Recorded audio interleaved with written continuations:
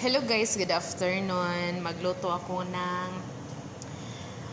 grilled chicken guys. Ayan.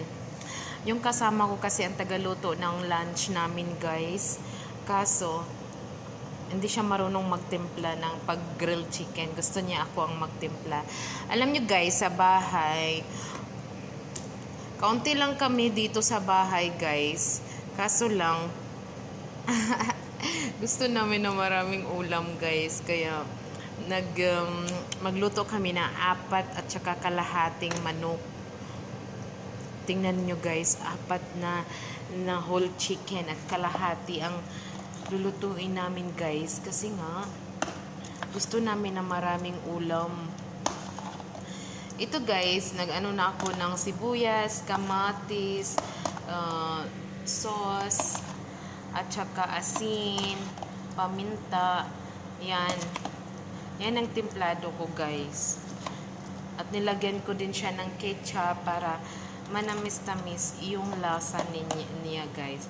Simple lang ang gawin guys. I-arrange ko lang siya dito. Ganyan. Yung manok.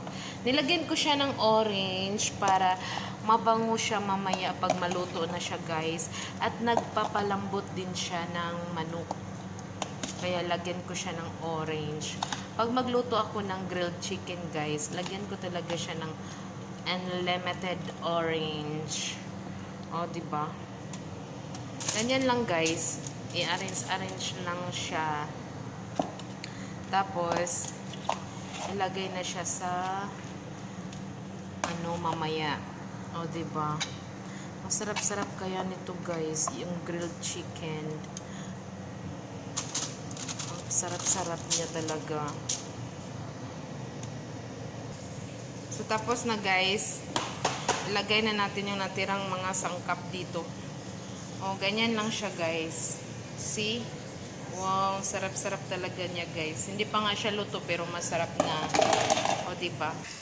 Ilagay na natin sa oven guys. Ganyan. Thanks for watching!